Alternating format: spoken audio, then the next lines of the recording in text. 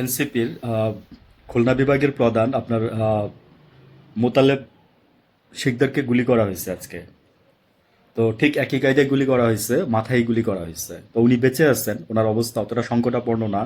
তো হয়তোবা ওনাকে ঢাকা পাঠানো হইতেছে। আজকে 12টার আগে দিয়ে আপনার এই ঘটনা ঘটে হচ্ছে আপনার খুলনা বিভাগের আপনার উনি এনসিপির প্রধান, বিভাগীয় প্রধান এবং শ্রমিক কিসের জন্য একটা কি, তো উনি এনসিপির বরিশাল সরি খুলনা বিভাগের প্রধান আর কি। আর হচ্ছে এই ঘটনাটা ঘটছে আপনার 12টার আগে দিয়ে দুপুরবেলা। তো এখন বাজতে বাজতে প্রায় আড়াইটা, তো 2-2.5 ঘন্টা ওভার হয়ে গেছে। তো আমি যেটা বলতে চাচ্ছি সেটা হচ্ছে যে দেখেন হাদিবের খুনের আজকে কয়দিন হয়েছে, মারা গেছে আজকে ধরেন 3 দিন হয়েছে। তো 3 দিনের মধ্যে আরেকটা গুলি মানে আমরা জানতে পারলাম।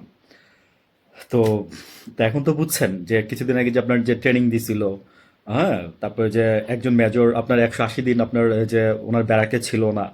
তারপর হচ্ছে 300 জনের মতো ট্রেনিং দিয়ে আমি শুনছি যে 250 থেকে 300 জনের মতো হবে, কেউ বলে 80 জন। তো এরা ছড়াই ছিটাই গেছে।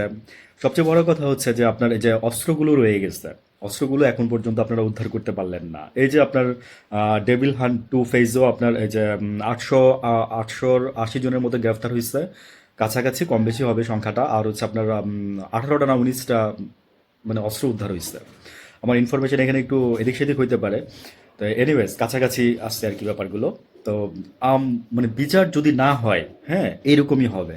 স্বরাষ্ট্রমন্ত্রী আপনি দেখেন আজকে ইনকিলাব মঞ্চের আপনার যে হাদিভাই ছিল আপনার, সরি ইনকিলাবের আপনার এই যে কালচারাল সেন্টারের যে হাদিভাই ছিল, সেটার ওই যে ওনার ভাই স্বরাষ্ট্রমন্ত্রীকে বলতেছে যে আপনি পদত্যাগ করবেন, আপনি পদত্যাগ করতে পারবেন না। আপনি ওনার ইয়েগুলো মানে আপনাকে কে নিষেধ করছে বা আপনি কেন পারলেন না? ভাই স্বরাষ্ট্রমন্ত্রী সাহেব, আমি আপনাদেরকে বলি সেটা হচ্ছে যে মানে আপনাদের পুরো প্যানেলটাকেই বলি। আমি এর আগে বলছি, অনেকবার বলছি, হ্যাঁ, তারপরে আরো অনেকেই বলছে। তো আপনি যেটা বলছেন সেটা হচ্ছে যে আপনাদের যে পুলিশের উপদেষ্টা আছে, হ্যাঁ, মানে উনি কি আসছে, উনি এসে কিছু বলছে? পুলিশেরও আবার উপদেষ্টা লাগে, মানে সবগুলা পদের মধ্যে উপদেষ্টা লাগাই রাখছেন, বুঝছেন?